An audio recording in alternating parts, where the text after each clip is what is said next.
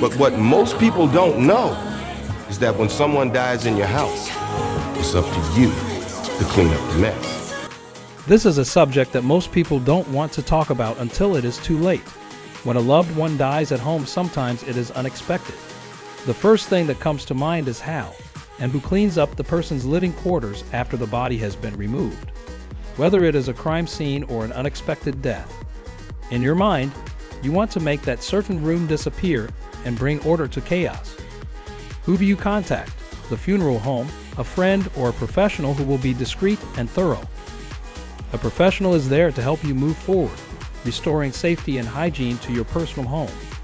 Randy Turpin of Crime Scene Incorporated is here to tell us how the whole process works. Okay. All right. Well, let's start. Mr. Turpin, tell me, what do you do? I clean up crime scenes and natural deaths. Okay. How did you get into the business? I noticed there was a need I know it was a need for people and families also, and people and families, that when someone dies, from natural death or homicide, the family is responsible for cleaning up the remains. And I felt as though there was a need to help people. So I created I'm Scene Inc. And it's been really a pleasure doing the business. Okay. So what are some of the first things that a family should do when their loved one, or it could be aunt, uncle, or someone has died? Okay. What they should do, everything, all the arrangements and everything's been made, and then the residents, whatever it has been a homicide or a natural death, what they should do is contact a professional like myself and have us come in there and analyze and look at everything, the whole picture of what has happened in there. Okay, so how would they know who to contact? Usually, what individuals usually do when they are, say if even they're setting up the funeral arrangement with the undertaker or what have you, and usually what I do, my cards are distributed to all the local funeral homes around the area, and they usually ask the family if they need anybody to come in and to clean up, and not usually, and what they always do, they always recommend me. And that's how the contact is made. Okay. You made the statement about the city takes the body. The city takes the body. The remains in the house are still there. The city is just removing the body. That's all they're doing. And if the body's been sitting there for a while, decomposition or whatever it may be, you have a problem with that, because average person can't clean that up. They don't have the right knowledge or the chemicals to use to clean that out. Okay, well, starting with that, so what's the process? You've been contacted, and then what happens after that?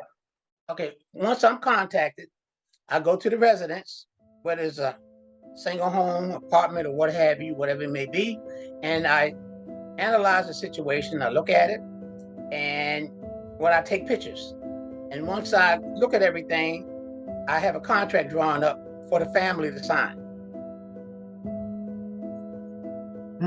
So, all right, so they sign that contract, and once that's signed, then you go through your process. So what are some of the challenges that you're faced with? A lot of the challenges is different challenges for different type of scenes that you go to. Basically, the challenge is, having the family to be able to let go of a lot of the person's personal effect. For instance, you have a grandmother or whatever, and she was deceased for a while. And when the family finally got into the place, they couldn't take and disregard any of her furniture because they couldn't let it go. And what I found out from working all these different crime scenes and natural death, that once they give me the key and my staff goes in there, I don't give them the key back until we're finished. It was hard for me to let go of my mom's personal possessions at first. My sisters and my brother had a hard time too. We donated my mom's clothes to an organization for battered women. Don't get caught off guard with the unexpected. Have a family discussion to help eliminate so much chaos. So when your staff goes in, your staff takes care of all the personal possessions and you clean the whole house, you get rid of everything? Is that how it works with you? Right. We don't do house cleaning. What we do, when the person say the person died in their bed or whatever, we will fumigate the whole house if they've been deceased for a while and decomposition smell is all throughout the house. We Mhm. clean everything in there. But we're not just saying we're not say window cleaners or whatever from this floor, that floor. No. The Mhm. immediate part that we see that they want done, we take pictures of that and we show it to the family and we give them a price for what it would cost to, clean that area. Mhm. Okay, so what things should we know? Everyone should know ahead of time, should we prepare for? Okay, and I'm glad you say that everyone should know ahead of time. And I think what it is, a lot of people are misconstrued with the idea, like you just gave the example, that the city or either the state or even forensic or whatever, they come and they clean everything up. They don't. Their job is just to either do the investigation if it's a crime and get the information from it, and then everything stays the same. Once it's released and the body's gone, every time we get the body, it's always gone. Like I said, what is a natural death? Either a homicide. So the family needs to understand that they are responsible for it. No one else but you. Mhm.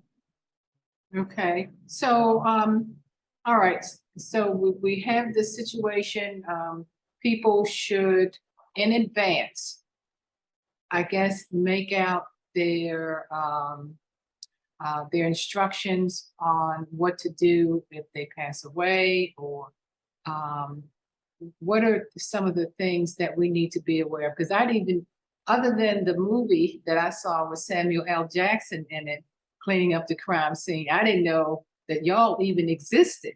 So, That's where I come in. It's up to you to clean up the mess. this is all new to me. And yes, and I'm smiling about that because Mr. Jackson did an excellent job in portraying how to do this type of business. He did an excellent job. And that was in 2007, by the way. Okay. So we're talking like 15 and a half years ago. And a whole lot of stuff has changed since that time as far as times or whatever. And it's a growing need for this type of business anyway, because nothing's stopped and we're going to keep doing this on and on. And what I found out that families need to do, they need to understand that they're responsible and we are responsible for our loved ones, nobody else is. Mhm. So if you get the understanding on, then you would know. Mhm. And what to do.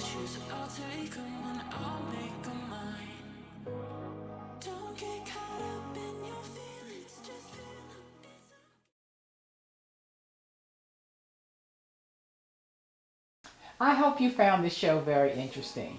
Our next show takes us to the pulpit. Your final wishes. Do you have a plan? Don't leave your family in doubt as to what to do after you pass away.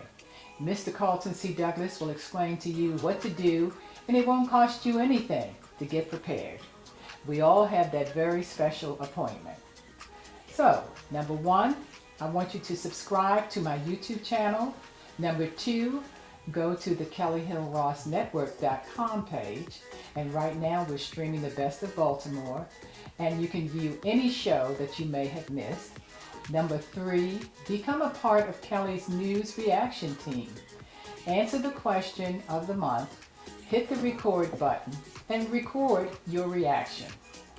And also, be on the lookout for my monthly email newsletter too. So, until the next time, hold on to what you got until you can get what you want. See ya.